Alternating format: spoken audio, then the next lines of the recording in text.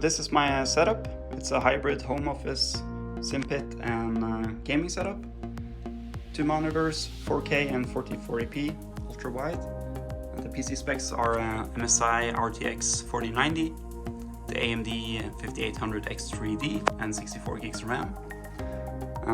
Below the desk I have my custom-made homemade shelf storage system, which allows me to just slide out my Simpit equipment and just hook it up to the desk. Everything's connected via USB ports under the desk, so it's really fast. It takes me about a minute and a half to mount and dismount everything, and I'll show you that shortly.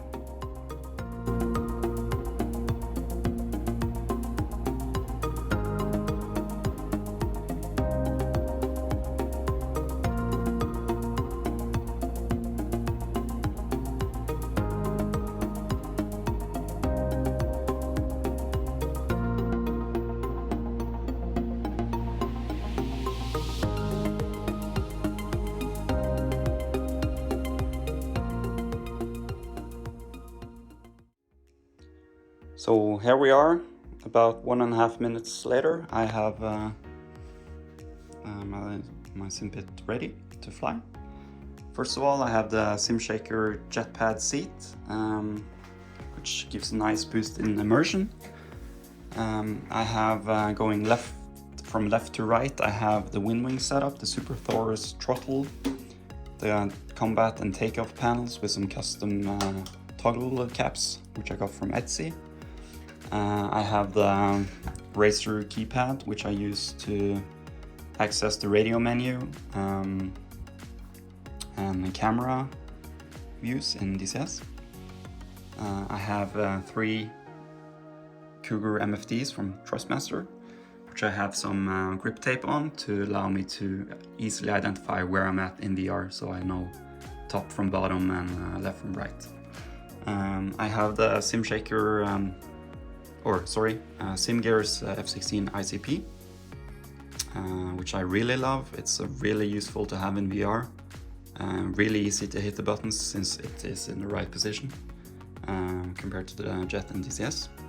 I also have it mounted on a Monster Tech sort of a custom solution I made from spare parts from Monster Tech. It allows me to put Hornet UFC here in the future if I choose to. Below I have the Trustmaster Pendular Rudders, which I really love. Really smooth, very precise with toe brakes. For center stick setup, I have the VPC Warbrd with extra heavy springs, no center cams, and the Trustmaster F18 stick on a 10 centimeter extension. It's a bit wobbly now because I have not tightened my quick release setup. I can slide this out when I want to have the full range of motion and just tighten it with these levers. So I can just tighten it like this.